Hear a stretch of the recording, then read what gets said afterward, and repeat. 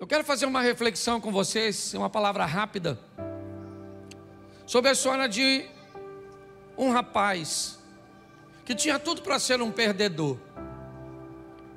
Ele caminhou num ambiente muito hostil. A vida dele não foi uma vida das mais agradáveis. Ele sempre travou grandes embates para se tornar quem se tornou. A oposição sempre fez parte do dia a dia dele. Seu nome, Jacó. Eu quero fazer uma reflexão porque talvez nós precisemos nos agarrar a esses exemplos de oposições, cujos quais nós necessitamos de alcançarmos vitórias, de subjugarmos essas adversidades. E eu queria rapidinho, coloca para mim aí na tela, por favor, Gênesis capítulo 25, verso 26. Preste atenção, eu vou usar só alguns textos, vou comentar pouco. Depois saiu o seu irmão, agarrado a sua mão ao calcanhar de Esaú. Por isso se chamou o seu nome Jacó. E era Isaque da idade de 60 anos quando os gerou. Preste atenção, porque aqui está o nascimento desse menino. Ele é gêmeo com seu irmão Esaú, os dois. A diferença deles, provavelmente, alguns segundos ou minutos. O texto diz que quando Esaú está saindo, a parteira nota uma mão presa ao pé do menino. Talvez porque, se nós fôssemos olhar, não estivesse se esperando duas crianças naquela gestação. Mas eu queria que você entendesse o que vai acontecer com esse rapaz. Quando alguém vê a mão dele ao calcanhar do seu irmão, eu não sei que mente insana acha que esse bebê está querendo suplantar, está querendo tomar o lugar de seu irmão. Eu fico pensando comigo, quem é que disse que esse garoto estava querendo nascer primeiro, estava querendo levar alguma vantagem sobre seu irmão? Mas foi isso que me parece que observaram quando este menino nasce. Quem é este menino? Este é um menino que quer o lugar dos outros. Quem é este menino? Esse é um menino suplantador. Quando Jacó nasce, sobre ele coloca-se um nome que não é dos mais agradáveis. Tanto não é, e tanto não gostava deste nome, que Deus, sabendo disso, muda este nome mais à frente. Mas ele já tem que viver com esse trauma. Por quê? Vamos brincar, Jacó. Cuidado com Jacó, e que em Jacó não dá para confiar. O nome dele é Jacó, não é à toa. Vamos imaginar em como este menino teve que sobreviver sua infância mediante a este rótulo que colocaram sobre ele. E pior, ele é gêmeo de um irmão que não é muito parecido com ele. O corpo de seu irmão se desenvolve um pouco mais. Seu irmão é peludo, é perito em caça. E o texto também diz que Isaque gostava mais de Esaú do que de Jacó. Se já não bastasse ser visto como um enganador, se não bastasse sofrer todos esses preconceitos, ele ainda tem que lidar com um dos maiores traumas que nós ouvimos hoje na sociedade. Eu não sou especialista na área, mas todo problema hoje que eu vejo numa pessoa, alguém diz que é problema com o pai. O menino é bandido, é com o pai. A menina é isso, é com o pai. Me parece que o pai carrega uma carga, e eu não estou aqui para dizer se é ou não é. Eu só sei que se fosse, esse garoto precisaria vencer. Porque a Bíblia faz questão que o caçador da casa, o forte da casa, o provedor da casa é Jacó, é Esaú. Então o pai prefere este menino, tem a preferência por ele. Muito bem, o tempo passa. Me parece que Jacó quer conseguir alguma coisa, não para mostrar para os outros em si, mas talvez para si mesmo.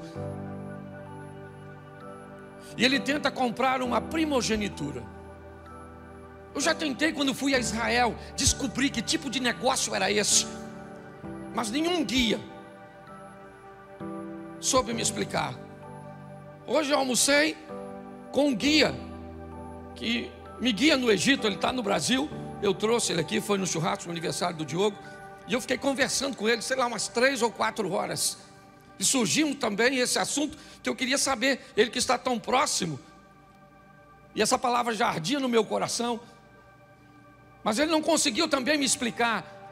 Me parece um entendimento que eu consegui ver é que é algo tão subjetivo como a primogenitura, uma bênção que viria no final da vida do pai.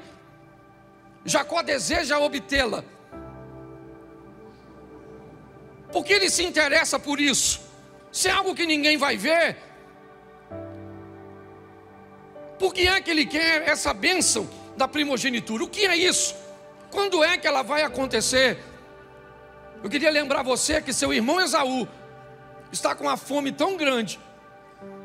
O que ele quer é um resultado imediato, que o imediatismo de Esaú dá lugar, se eu posso chamar assim, um empreendedorismo.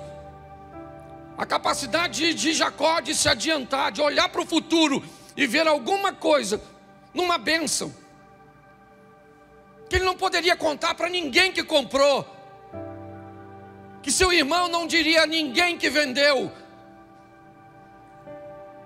Mas me parece que este menino queria ser alguém, pelo menos para ele, olhar para seu irmão e dizer em algum momento, numa briguinha, numa discussão, num momento de indiferenças, e ele poder dizer: mas também o primogênito agora sou eu, porque você me vendeu. Essa informação não poderia vazar, até porque eu não sei nem se isso teria valor perante seus pais. Mas o tempo passou, e aquele menino vai se deparar com a oportunidade de ter a bênção sobre si. Ele engana seu pai, é verdade. Me parece que talvez o rótulo que colocaram sobre ele acaba vindo à tona em algum momento, porque às vezes o que pessoas dizem a nosso respeito começam a aflorar na nossa vida. Quando alguém diz que você é soberbo, se você não prestar atenção, é só uma questão de tempo até a soberba buscar uma ocasião contra você. Quando alguém te rotula, você tem que ter muito cuidado para que esse rótulo de alguma forma não recaia sobre o seu comportamento. Está agora ele aceitando a pressão de sua mãe para enganar seu pai. Finalmente o Jacó, ele aflora. Ele diz para a mãe: eu estou com medo, papai pode me amaldiçoar. Sua mãe, o interpela, o estimula a enganar o pai. Mas ele tinha todo o direito de dizer: eu não quero fazer isso.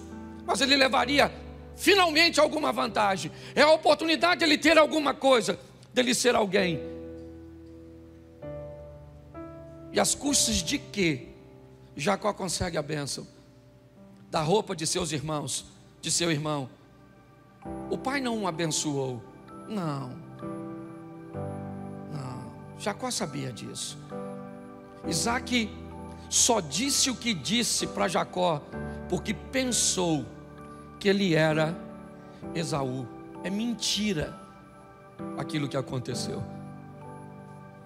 Ele recebeu a bênção, é verdade que recebeu, mas ela não era dele.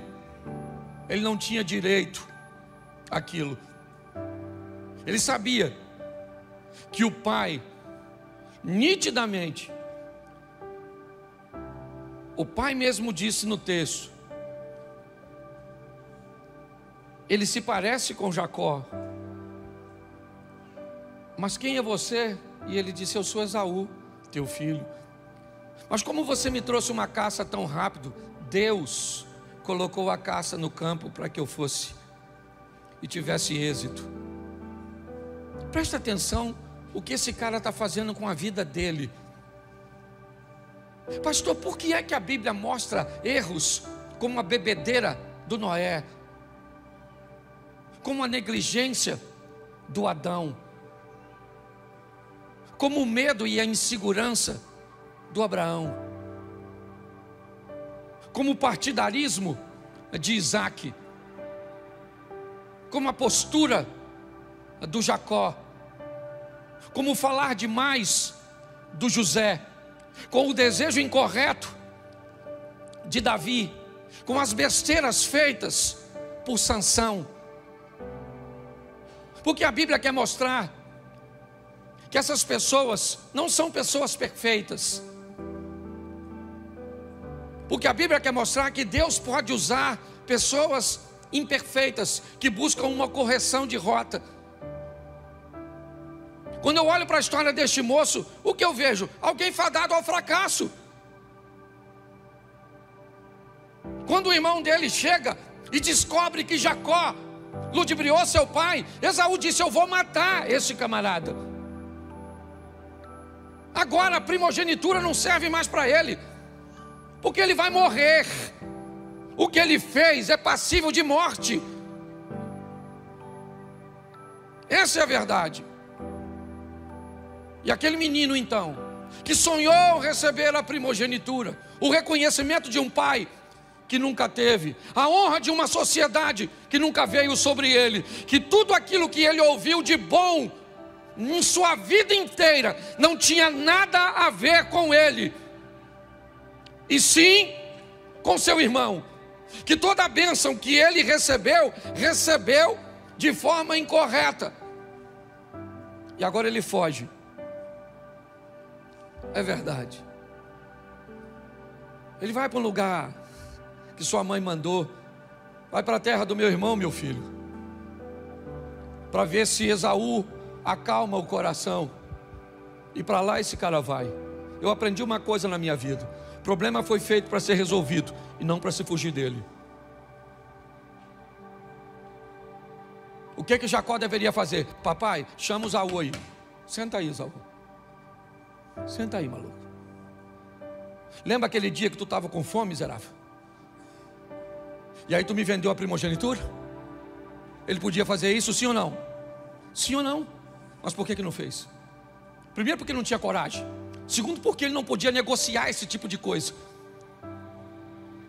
Ah, mas ele valorizava coisas espirituais. Não interessa o que você valorize. Se você quer tomar posse daquilo que não é seu, se você não quer usar o meio correto para alcançar as coisas, se você quer puxar o tapete dos outros, se no seu coração na verdade só tem maldade, se você quer aparecer, se pelas costas dos outros você diz sobre pessoas aquilo que você não tem como dizer cara a cara, nada passa despercebido aos olhos do Senhor. A verdade é que esse cara é um fracasso.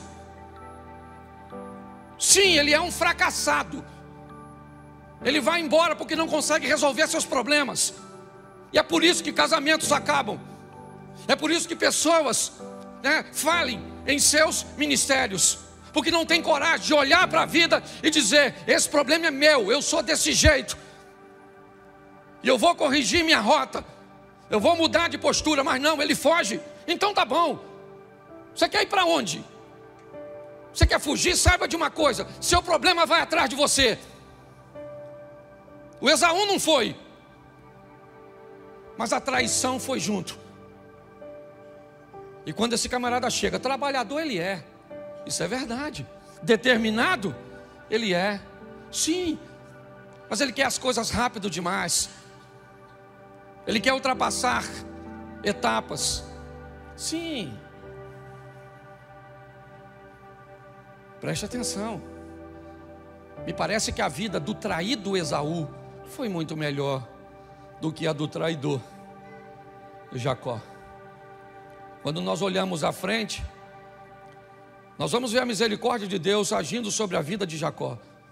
Mas não esqueça que quando os dois se encontram, o que está de posse nas mãos de Esaú é muito mais poderoso do que no de Jacó.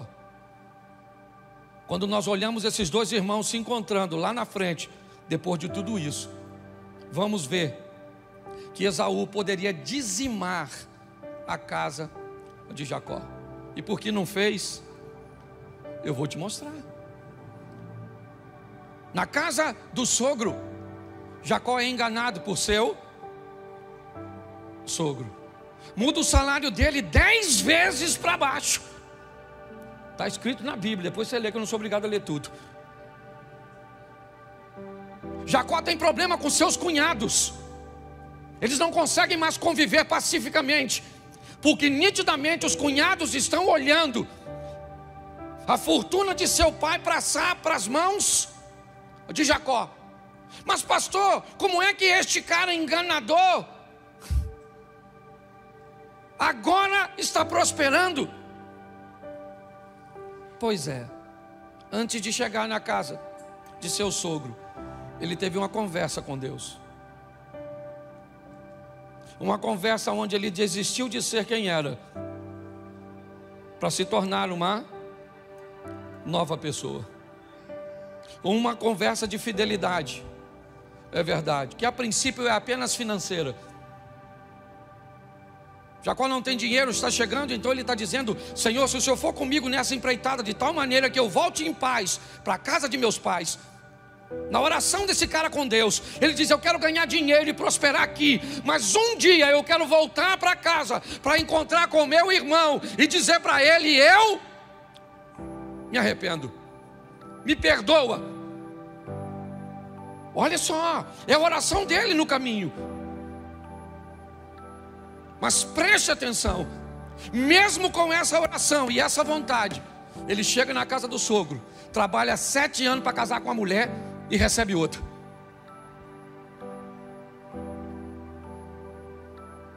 O sogro faz uma proposta para ele, sensacional: apacenta meus rebanhos, e eu te dou tudo aquilo que for salpicado e malhado como salário. Mas o texto diz que dias antes dessa proposta, Labão já tinha pego todos os salpicados e malhados e tinha separado longe do rebanho, e só tinha animal liso, e liso com liso.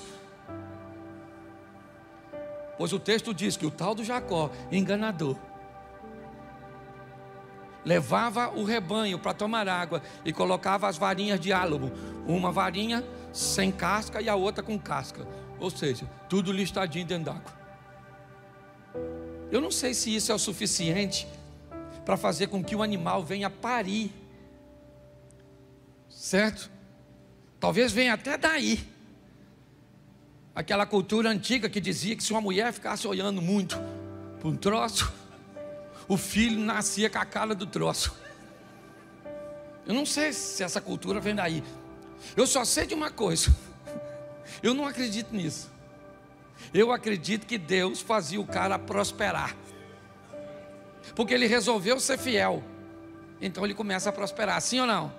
Isso, prospera tanto, o problema é tanto, ele tem dificuldade de lidar com seus cunhados, a situação está difícil, não consegue falar com o sogro está todo mundo de cara feia para ele, porque ele está prosperando, ele está prosperando, ele está prosperando. O sogro diz: agora meu filho, só o picado de maiado é meu, o liso é seu. Ele foi lá, arrancou as varas, pronto, nascia liso. Depois você vai ler.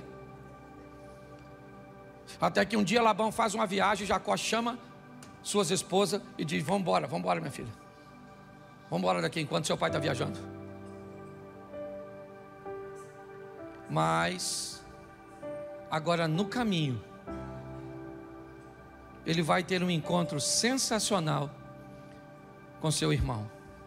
Eu queria que colocasse para mim, por favor, esse texto aqui, Gênesis 33, 1. Preste atenção. Levantou Jacó os olhos e olhou, e eis que vinha Esaú, e o quê? E esse cara vem com o quê? 400 homens com ele. vem a comitiva do Esaú. Ele era um homem forte, ele era um caçador,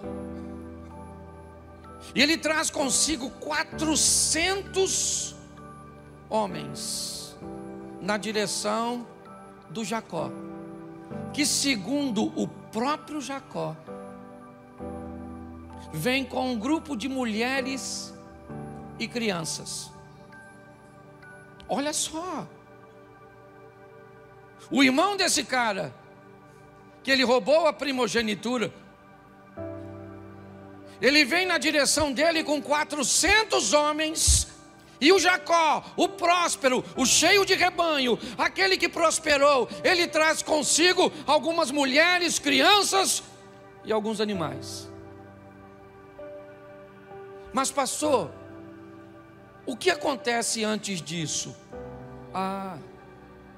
Eu acho que vale a pena olhar um pouquinho atrás. O Jacó que era rico, o Jacó que era próspero, que mudou sua vida financeira, ele ainda tem um problema nas suas orações. Ele queria fazer tudo isso, mas o sonho dele era um dia encontrar com seu passado e resolver sua pendência com seu irmão. Então agora já avisaram ele, seu irmão está vindo. Ele passa todo mundo e fica no Val de Jaboque, onde ele tem um contato com um anjo. E ele segura o anjo, e o anjo disse: me libera. E ele diz: eu só te libero se você me abençoar. Pô, meu irmão, que benção, o cara é ricaço. Que benção que esse cara quer. O que ele quer? Filho? Ele tem aos montes. O que ele quer? Dinheiro? Ele tem aos montes. Esposa? Ele tem 2 e mais 2 concubinas. O que ele quer? Gado? Não. Que bênção é essa que esse cara continua orando? O que é que ele quer? O anjo disse: como é que é seu nome, cara? Me parece estranho um anjo não saber o nome de uma pessoa, um ser angelical. Será que ele não conhecia Jacó? Ele é nada mais, nada menos que neto de Abraão. Que anjo desinformado é esse que aborda Jacó e diz: como é que é seu nome? O que o anjo está querendo dizer para ele: cara, tu tem bens, tu tem filhos, você tem mulher, mas olha o que você está fazendo. Fugindo de tudo. Fugiu de seu irmão, fugiu de seu sogro, fugiu de seu cunhado. Sua vida é uma fuga o tempo inteiro, cara. Você nunca enfrenta nada, é sempre fugindo. Como é que é seu nome, cara? Ele diz: meu nome é Jacó. Esse é o meu nome. Por quê? Porque eu não tive opção de escolher. Se eu tivesse opção de escolher, não teriam colocado sobre mim um nome que me desse um rótulo tão ruim. E o anjo disse: então a partir de hoje, você não vai se chamar mais Jacó. Opa! Não, não. A partir de hoje seu nome não é mais esse. Você não é mais isso. Ah, eu não sou mais isso? Não. Seu nome agora é Israel. Você lutou como um campeão e esse é seu nome. Beleza? Tá tudo tranquilo? Vamos embora. O anjo vai embora e Jacó atravessa o val. E na travessia do Val de Jaboque, ele faz o seguinte. Gênesis 33, verso 2. E pôs as servas e seus filhos na frente. Lá vem Esaú, as duas, Bila e Zilpa, à frente com os meninos, Rubem, Simeão, Levi, ok? Alguns dos filhos, não vai vir aqui agora na minha mente quem é filho de quem.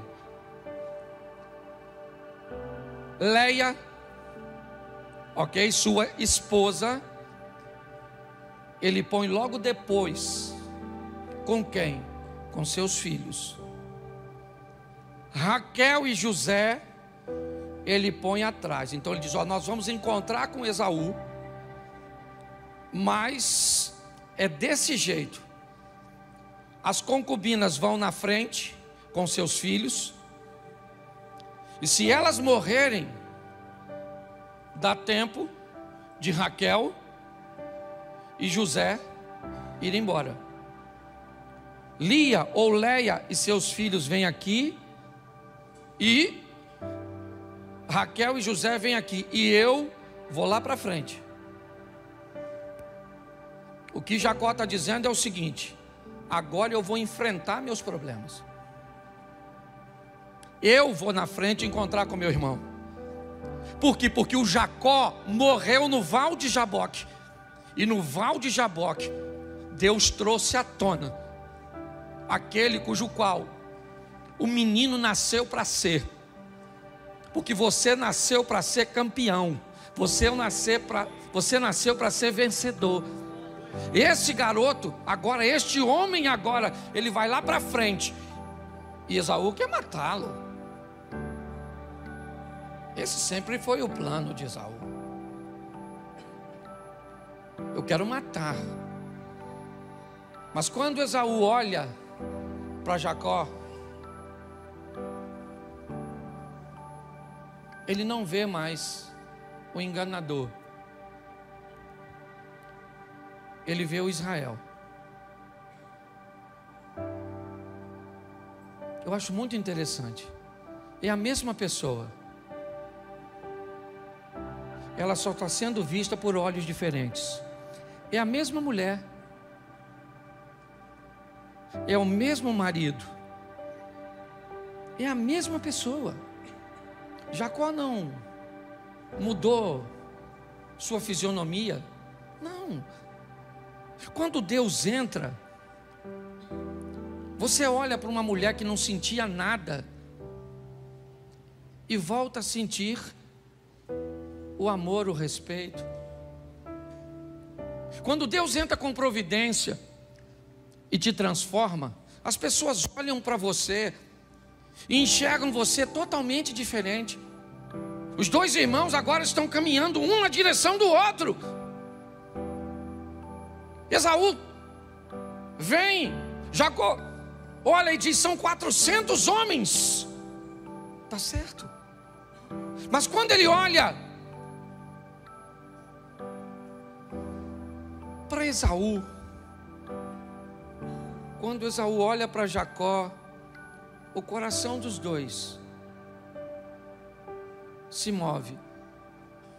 Eles se abraçam. Jacó disse: tudo que eu tenho é seu, cara. Eu sou teu servo.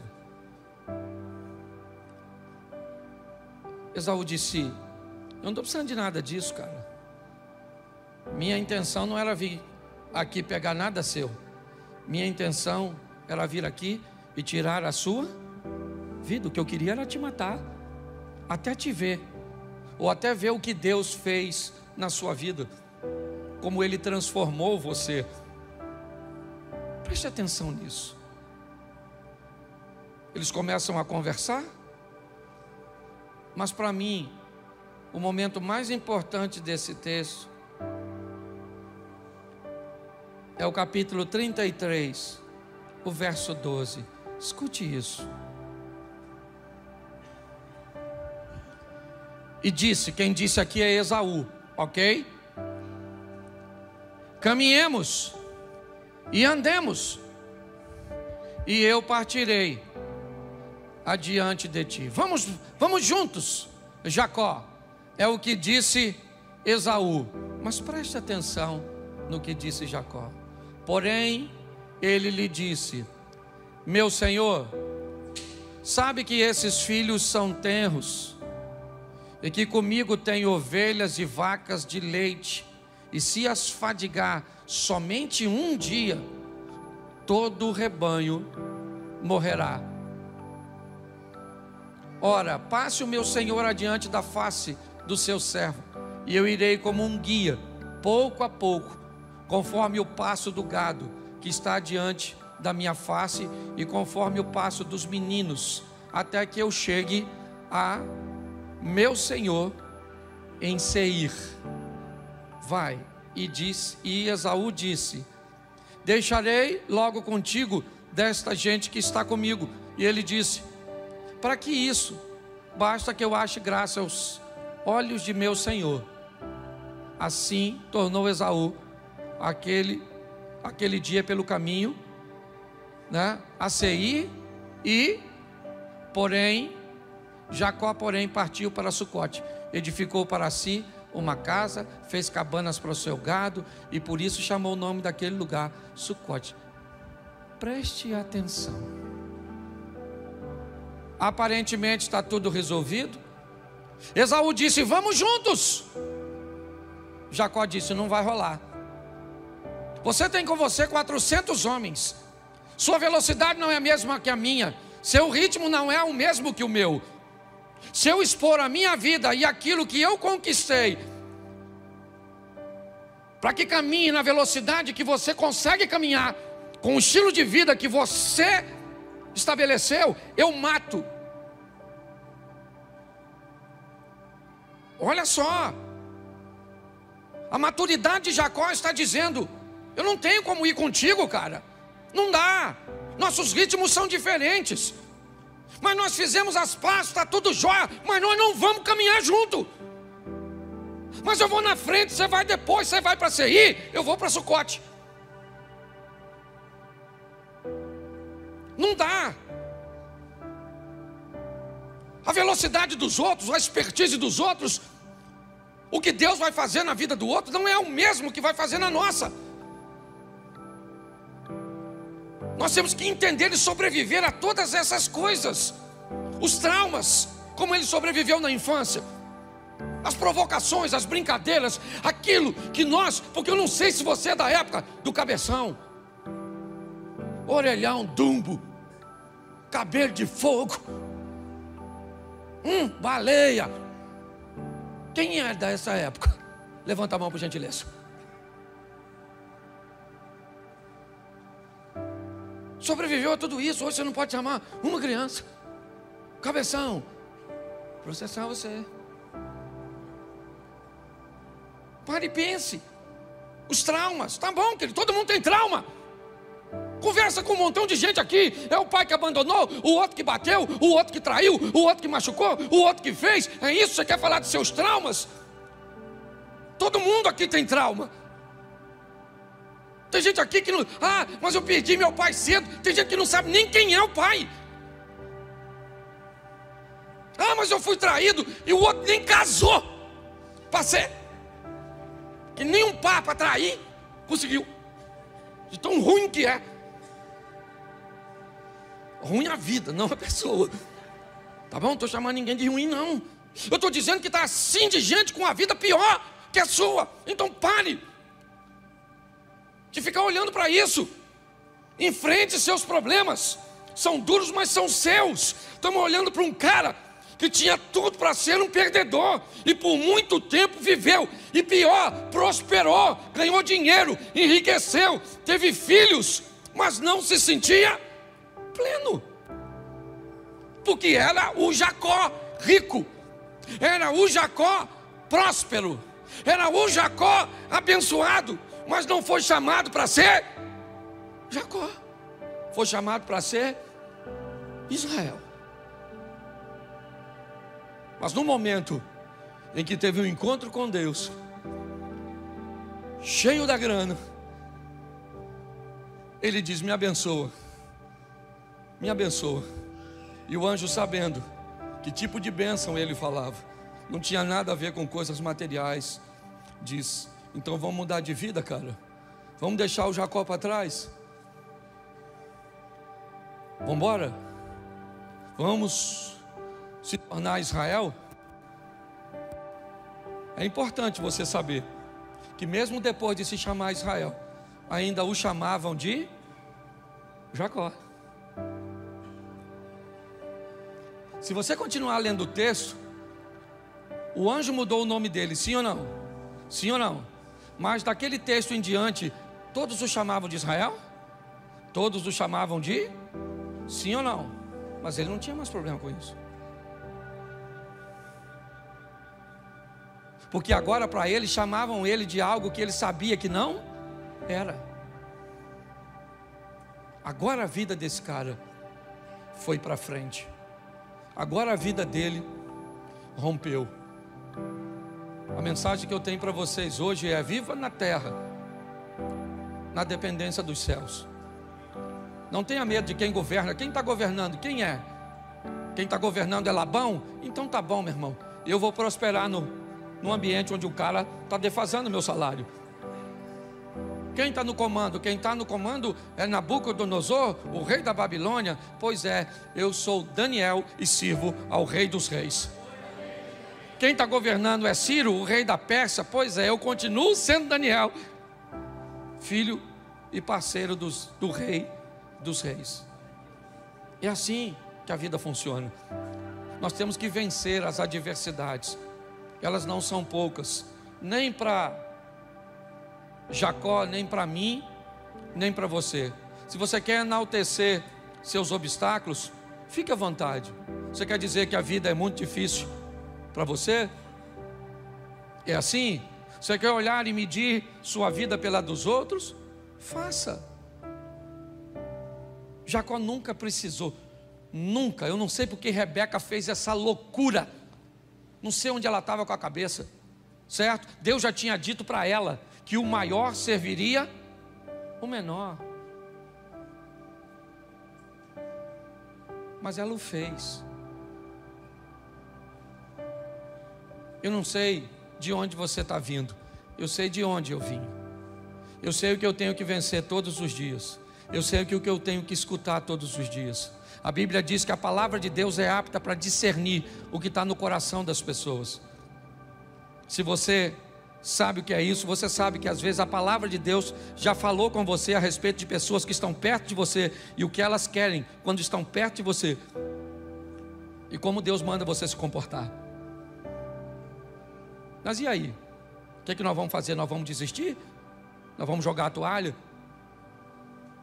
Então saiba de uma coisa: as urnas não definem sua vida. O que vai acontecer na política não define o que acontece dentro dessa igreja, porque a nossa vida é governada pelo Senhor. Que nós possamos entender isso. Então, independente do desfecho dessa história, certo? Nós vamos continuar servindo a Deus. E saiba de uma coisa: principalmente se vier sobre a igreja tempos mais difíceis, viveremos os melhores tempos da igreja, porque é assim que funciona. Se vierem tempos fáceis, vamos crescer bastante, sim ou não? Mas se vier tempos difíceis, vamos crescer mais do que nos fáceis. Saia daqui e acredite nisso.